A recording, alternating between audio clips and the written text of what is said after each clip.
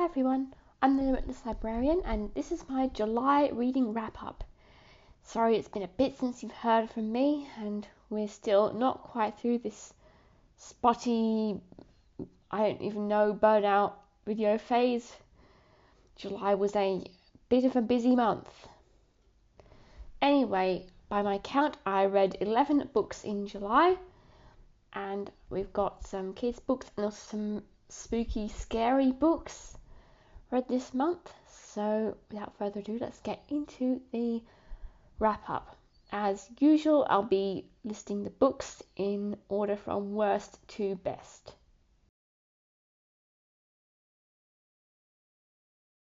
So number 11 is A Dreamer's Guide to the Galaxy by Leon Nacson.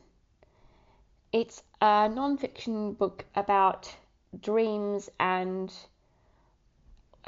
basically interpreting them and understanding what they're telling you about their psychology, and it was fine. I mean, this is kind of pseudoscience, isn't it? But I was curious about it, which is why I picked it up.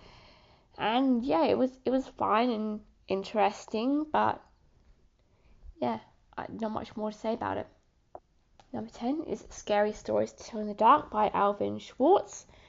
This series of books is basically a collection of short, scary stories that the author has collected, and a lot of them are more like jump scary books, jump scary stories, because, well, as the title suggests, they are written as though you are then going to tell them to people in the dark. So they're kind of designed for that, like campfire stories, basically.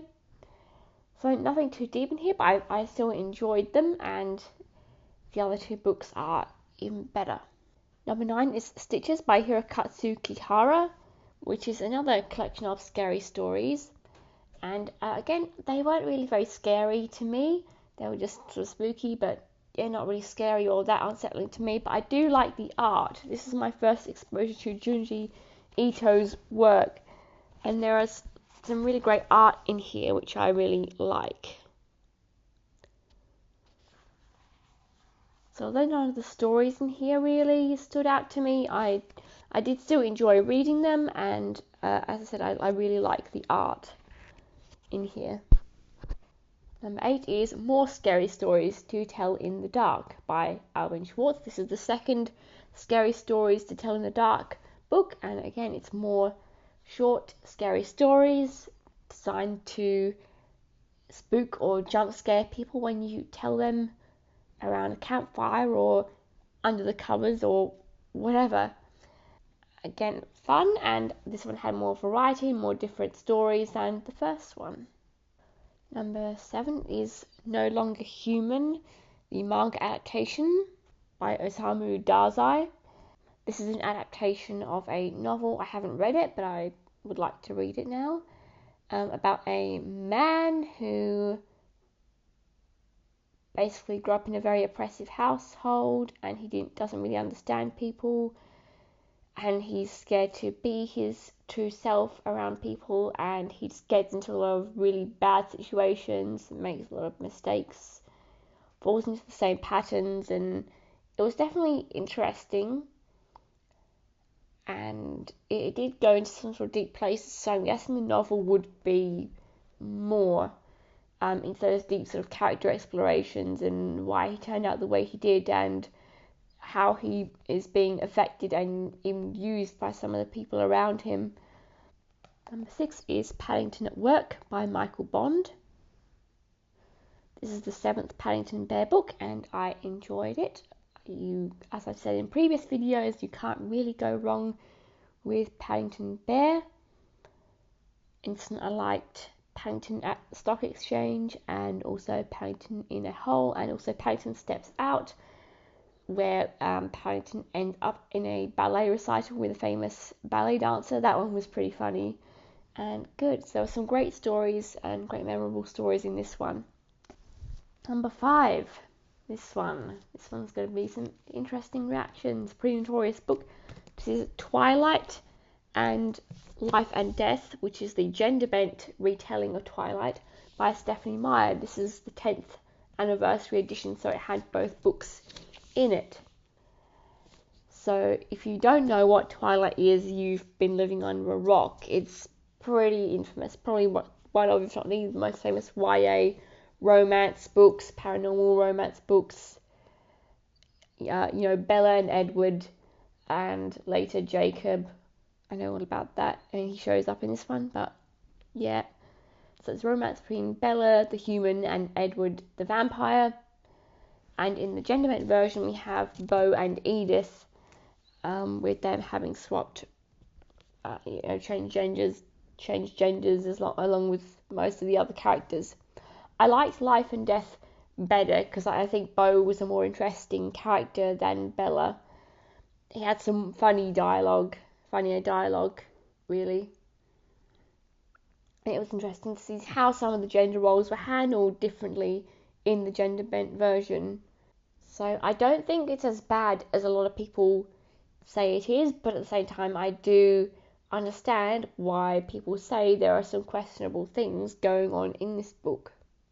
One of the things I've seen criticised, but I don't think deserves to be criticised, is at the start of the book, Edward saves Bella's life when he pushes a van away that is about to hit her, and then he later tries to convince her that the whole thing did not happen because he used his vampire strength to do that, and she's not supposed to know that vampires exist. So yeah, he is trying to gaslight her, but at the same time, this is not a normal situation, this is a supernatural situation, and knowing that vampires exist could put both of them in danger. So there's really no nice answer to this situation, really. But at the same time, yeah, there's some, kind of possessive stuff, some kind of questionable things. So, yeah, make of it what you will, but I don't think it's as bad as people say it is. I think it's definitely overhated. I didn't even think Bella was that plain or boring as people say. I know Bella is often criticised as being something of perhaps a bland character or a Mary Sue, and a self-insert for the author. That, sure, I can see why, but that didn't really bother me. It was just a fun story, even if it's not a particularly deep one. And as I said, I think that Life and Death is even better. It really shows that Stephenie Meyer had the chance to go back and revise some of the things in Twilight. Like, if she had this extra, whole 10 years to refine it, and Beau was a better character and, yes, did feel more fleshed out and more interesting than Bella. So number 4 is Homestuck, Act 5, Act 2, Part 1 by Andrew Hussie. This is the 5th book in the physical release of Homestuck, and this one was enjoyable. There weren't a lot of major events besides Bec Noir, and also right at the end, John and his quest bed. This one was basically tying up some loose ends, setting up a lot of things. So there weren't as many major events in this volume as there were in previous ones, but it's still enjoyable. Number 3 is Scary Stories 3, More Tales to Chill Your Bones. And this is the 3rd Scary Stories to Tell in the Dark book. And this one was better than the other 2. It had some longer and deeper stories. There was one about a lady in a hotel who she came back to her hotel to discover that nobody remembered her. Her room had been given to someone else and looked completely different. Her mother that she was staying with just appeared and she had no idea what was going on, and then at the end of the book that was explained. That one I really liked. There was sort of mythological American story. I liked that one. So yeah, there were just some deeper stories, and I guess one thing I didn't touch on before, but at the end of the book it actually goes into the origins of some of these stories, where they came from, because these have been collected. They're not original by the author. The author has collected and retold these stories. So that's also a really interesting and enjoyable part of the book as well, reading about the origins and background of the stories in these collections. Number 2 is Robodog by David Walliams. This is about a robot police dog in a city called Bedlam, which is, I'm pretty sure, meant to parody Gotham City and Batman. It's overrun by supervillains and crime, and it's not a very nice place to live. And so the police chief builds, and her wife, we have a lovely lesbian couple in here, which I love to see in this kids book. That's awesome. They're a really great couple. The chief's wife, the professor, invents this robot police dog to do all of the jobs that different police dogs do and to fight crime. And we also meet some of the other police dogs in training and see them handle some supervillains. There were a couple of things that bothered me, however. For example, there were these 3 dogs called the Lost Patrol who have been in training for years and years. They just can't seem to do anything right. And it's never really considered that maybe they're just not cut out to be police dogs, or maybe they don't even want to be. And so that kind of bothered me. Like, they were made to just keep going through the training over and over again until they passed, and they just weren't, and they weren't really interested in it. So that kind of bothered me.